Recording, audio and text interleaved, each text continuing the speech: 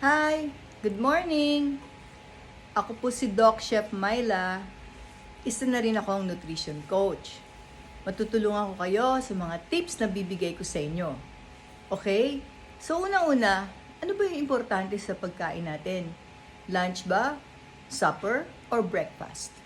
Sa totoo lang, maganda ang breakfast ang pinaka-importante sa atin. Sapagkat maghapon ka magtatrabaho eh. So, yung energy mo, galing yan sa breakfast. Alam ko marami nagpa-fasting, pero ibang usapan na yon.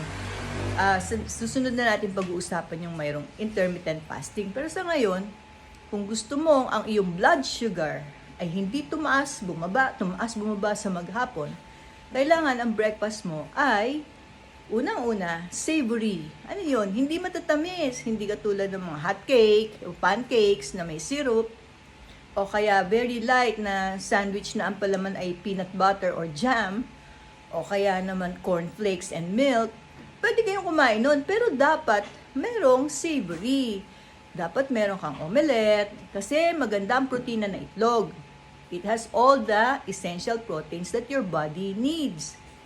And then, whatever, yung mga breakfast na sana hindi processed, hindi yung mapupula, hindi yung mga cured meat kasi masama ang epekto nun sa katawan. So, homemade. Maski na leftover na adobo kagabi, leftover na, ulam, pwede naman yun sa breakfast. Yon. So, ano pa? Paano yung carbs? Kailangan ba ng maraming carbs? Actually, mas kailangan mo ay protina at fat. Huwag kang matakot sa fat kasi matutuyo ang brain natin. Kailangan ng brain at ng nerves ang taba. Sa isang meal, ganito karami yung ganito mo, mga ganyang karaming fat, kaya ng katawan mo yan. Huwag kang matakot sa fat kasi marami nagkaka-Alzheimer's dahil inaalis nila ang fat. Ang dapat ay good fat. Ano ba yung mga good fat?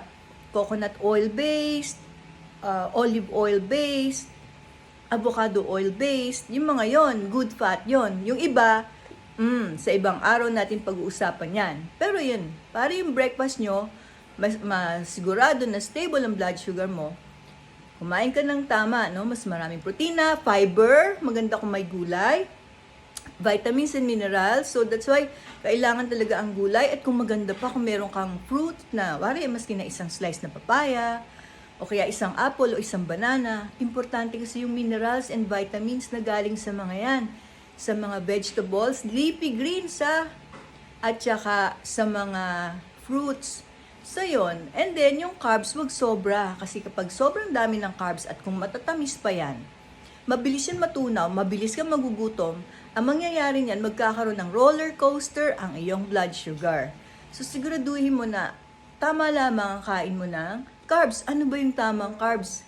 Sa totoo lang, kung ano lang ang kasya sa ganito mo, yun ang kaya ng katawan mo. Pero kung lalaki ka, doblehin mo. Pero pag babae ka, limit your carbs to this much. Kasi pag hindi, yan ang cause ng paglaki ng tiyan, yung matatabang tiyan, o kaya matataas ang blood sugar. So yun. Yan lang. At the moment, yan lang muna. Marami pa akong tips na ibibigay. Thank you! See you in my next videos.